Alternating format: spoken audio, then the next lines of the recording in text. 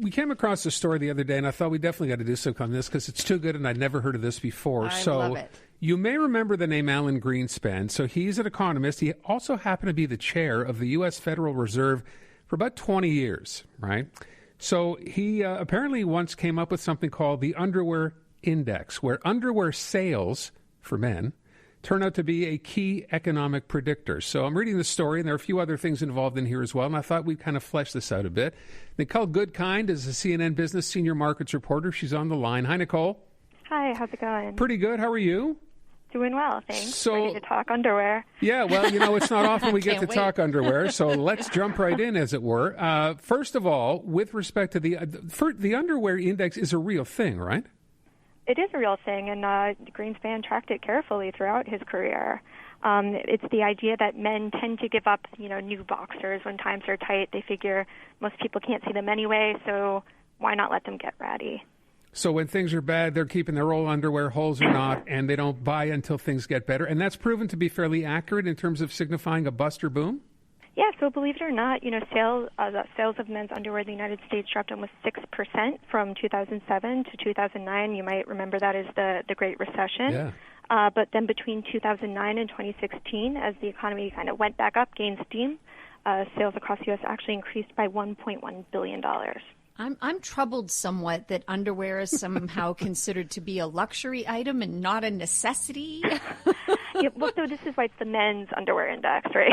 Yes. I agree with you there. Well, guys, you keep underwear until you can no longer keep it, and one hole is not enough to necessarily get rid of a pair. So just so stop you know. right there. On the woman front, though, I understand that lipstick can be an indicator for us.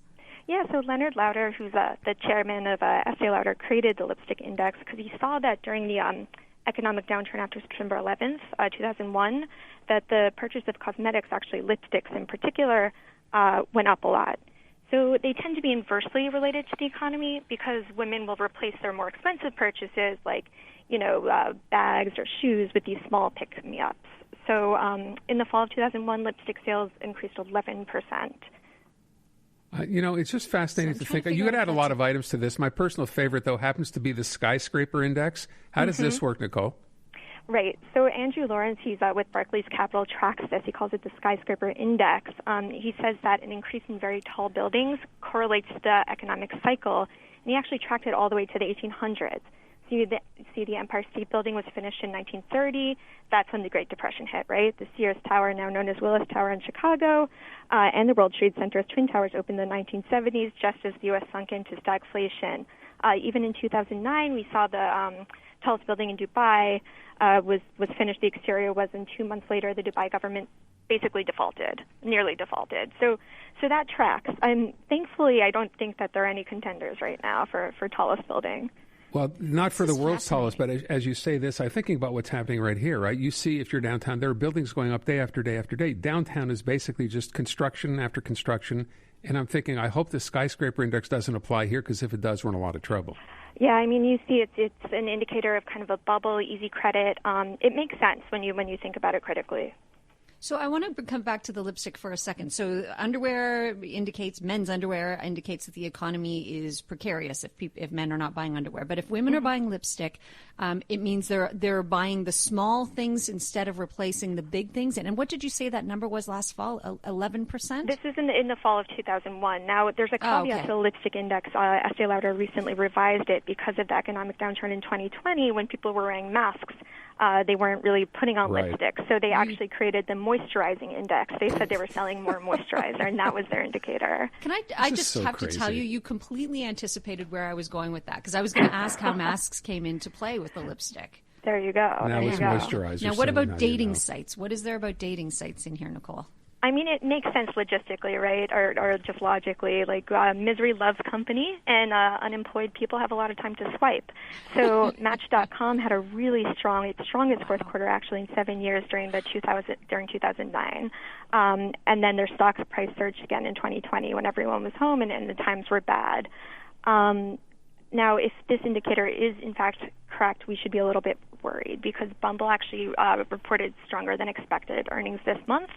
And they're share surged by 22%. But wait, so that, because people are at home, they're on all these sites and they will continue to do well. But what does that portend for the economy going forward, I guess is the question, right?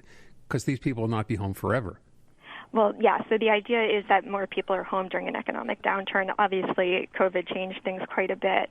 But, during hard times, relationships often are tested, right? So there might be more single people or people just looking around to see what's out there than there usually are. Well, and I feel like I have to just throw this out there that I did buy new underwear for my guy yesterday. For your guy. Yes, because they were looking pretty ratty and pretty sad, and I thought he needs some new underwear. So I took matters into my own hands. So do you think this will come into play in a grander scheme going forward, like when economists are trying to figure out what direction we're headed in? No.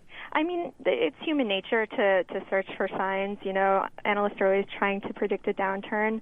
But I think if you want to be sure, you can look to something that might be a little more boring. That's the inverted yield curve, and that's when it goes negative, it has correctly predicted a recession since the 1970s. Not quite as fun as lipstick and dating sites, but certainly more accurate. I do think that it's fun to come up with your own, though. So, for example, I have the $5 footlong index or indicator, and I've noticed that at Subway, the sandwich shop, when the $5 footlong long promo comes back, it's usually a really bad sign. And I won't get into this with you guys because I know you're in Montreal and I'm in New York. Well, but we have Subway. We have Subway. You have Subway. No. I was going to say there's the bagel hole indicator. Oh, no. And I know we have a big bagel We do. rift between our two cities. But apparently when the bagel holes get bigger, and I know it might not apply to your bagels, it means that times are tougher. Wow, that's we don't mess with our bagels. We do not mess with our bagels. The holes have remained stable for the past 100 years, so that's not an indicator here, but that's good to know in New York. Hey, Nicole, thank you so much. This has been great. Appreciate the time today. Yeah, thanks so much for having me. Nicole Goodkind from CNN. Never thought the bagel holes get bigger. In other words, they're using less natural flour and dough. That's shrinkflation. You ever seen that here? No. You couldn't hear. People would flip out. Are you kidding me?